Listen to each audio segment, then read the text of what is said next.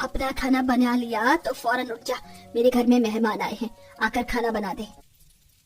माँ जी बस 1 मिनट रुक जाइए, 2 रोटी और बनानी है।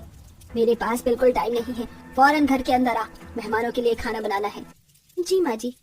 सास उसके चूल्हे में पानी डाल देती है और सविता अपने अमीर ससुराल में आकर सीधा रसोई में जाती है और खाना बनाकर फौरन मेहमानों को परोसती है। ये लीजिए आप सबके लिए गर्मा गर्म दम बिरयानी और ये गाजर का शरबत। आप सबको ठंड के मौसम में ये बहुत अच्छा लगेगा। हाँ हाँ, ठंड के मौसम में ये सब चीज तो बहुत अच्छी लगती है। लेकिन सुरेखा तेरी बड़ी बहू ही काम कर रही है, तेरी छोटी बहू काम नहीं करती। और ये घर के बाहर से क्यों आई है? क्या तूने दोनों बहू के बीच बंटवारा कर दिया है? अरे ऐसी बात बिल्कुल भी नहीं है, मेरी दोनों बहू इस घर में ही रहती है। माँ जी मैं जा रही हूँ। रुक जा, अब ये झूठे बर्तन भी तो साफ करेगी ना, कौन उठाएगा ये सब? मैं तो करूंगी नहीं, और वो है नहीं। जी माँ जी। सविता टेबल से खाली पानी के गिलास ले जाकर रसोई में साफ करने लगती है। बाहर दोनों सुरेखा की सहेलियां बहू के बारे में बातें बनाने लगती हैं। क्या सच में सुरेखा ने अपनी दोनों बहू के बीच बंटवारा कर दिया था, या उसने अपनी बड़ी बहू को ही नौकरानी बना लिया था? पूरी बात क्या है ये जानने के लिए कहानी में कुछ समय पीछे चलते हैं, जहाँ अपने अमीर ससुराल में सविता पूरे घर का काम संभालती थी और सुरेखा का मिजाज भी उसके साथ बिल्कुल ठीक था। बड़ी बहू मेरा नाश्ता कहाँ है? जल्दी लेकर आ, तुझे पता है ना आज मैं गाजर के पराठे खाती हूँ। भाभी मुझे तो आलू के पराठे चाहिए।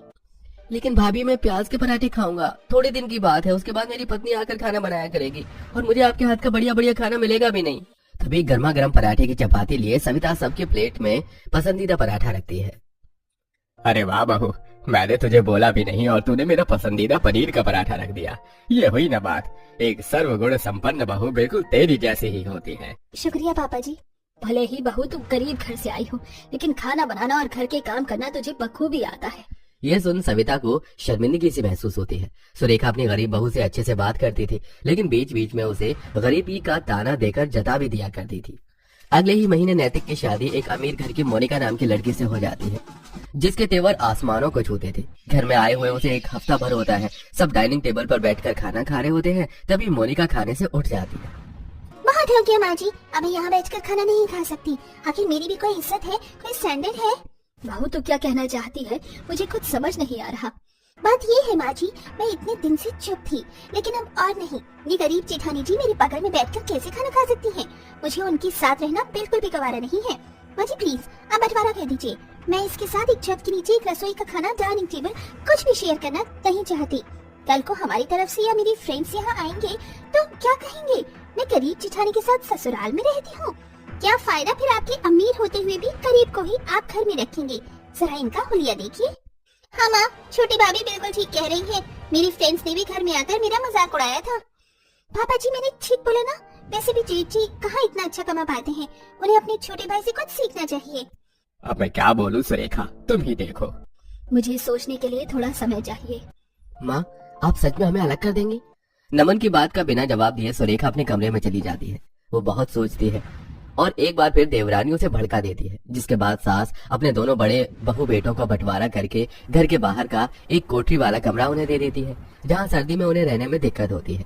वहीं सास पूरा अमीर ससुराल देवरानी को दे देती है, जिसमें अमीर देवरानी ससुराल पर राज करने लगती है। लेकिन घर का काम करवाने के लिए सास और देवरानी जेठानी को ही बुलाया करते थे और वो मासूम उनके कहने पर ठंड में सारा काम भी कर दिया करती थी। सुबह होती है और जेठानी चुपचाप अपने अमीर ससुराल में आकर उन लोगों का खाना बना देती है, जिसे खाकर देवरानी नुक्स निकालती है। ओह ये कैसा खाना है? आपको कढ़ाई पनीर भी ठीक से बनाने नहीं आती क्या? कितना कम नमक है। जाओ मेरे लिए पास्ता बना कर लाओ, मुझे ये नहीं खाना। मोनिका इसमें थोड़ा सा नमक कम है तो ऊपर से नमक डाल लो, पास्ता बनने में बहुत टाइम लगेगा। तुम कब तक इंतजार करोगी? माँ जी आप इसको बोल रही हैं या मैं बोलूं? बहू अगर अपने आप को इस घर की बहू मानती है तो चुपचाप वो काम कर दिया कर जो हम तुझे कहते हैं। जी माँ जी। मामी मुझे ठंड लग रही है, आप ना सूप बना दो और हीटर भी रख दो मेरे पास, वरना मैं खाना नहीं खा पाऊंगी। बहू हवा आ रही है, जरा खिड़की बंद कर दे। हाँ, और मेरे लिए शॉल ले आ। जी पापा जी। एक एक करके सविता सबका काम करती है। झूठे बर्तन ठंडे पानी में साफ करके फिर कपड़े धोने जाती है। जब अमीर ससुराल का सारा काम हो जाता है तब वो अपने बंटवारे के कमरे में चली जाती है, जहाँ चूल्हे पर अपना खाना बनाकर दोनों पति पत्नी खाना साथ में खाते हैं।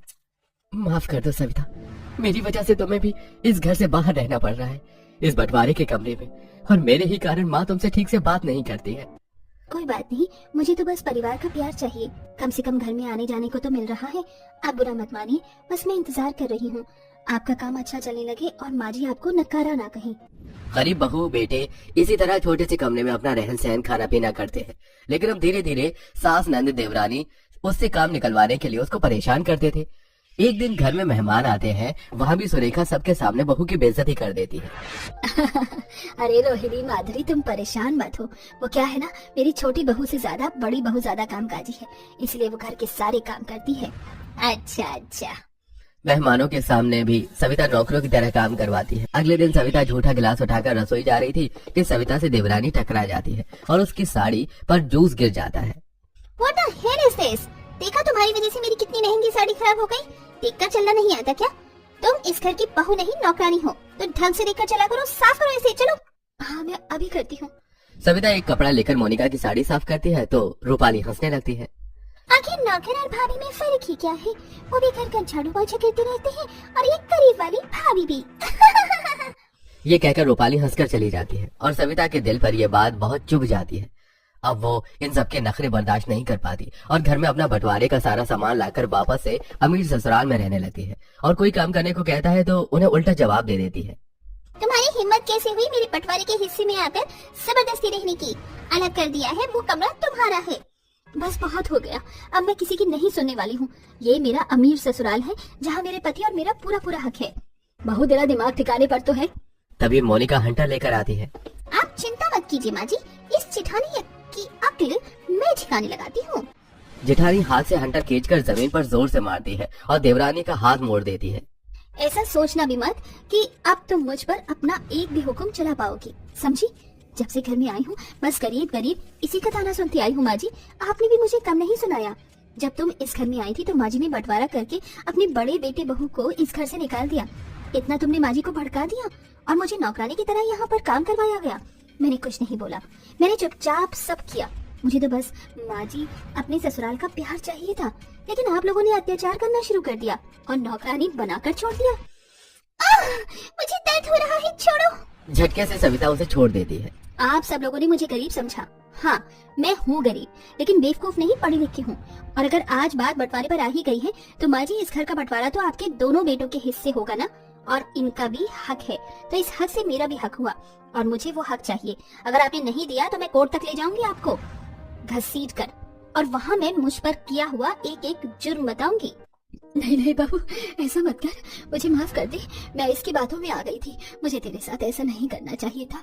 बंटवारा चाहिए ना तुझे, मैं तुझे तेरा हिस्सा जरूर दूंगी, बस तू कोर्ट वोट मत जाइयो। हाँ बहू, ऐसा मत कर। ठीक है, आप सबको छोड़ दूंगी, लेकिन देवरानी जी को तो पुलिस स्टेशन जाना होगा।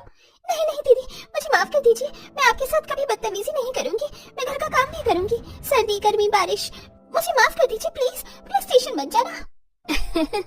ठीक है, वैसे ऐसे भीगी बिल्ली बनकर काफी अच्छी लगती हो। अपनी समझदारी से सविता अपना और अपने पति का हक वापस लेकर अमीर ससुराल में खुशी खुशी सबके साथ रहने लगती है।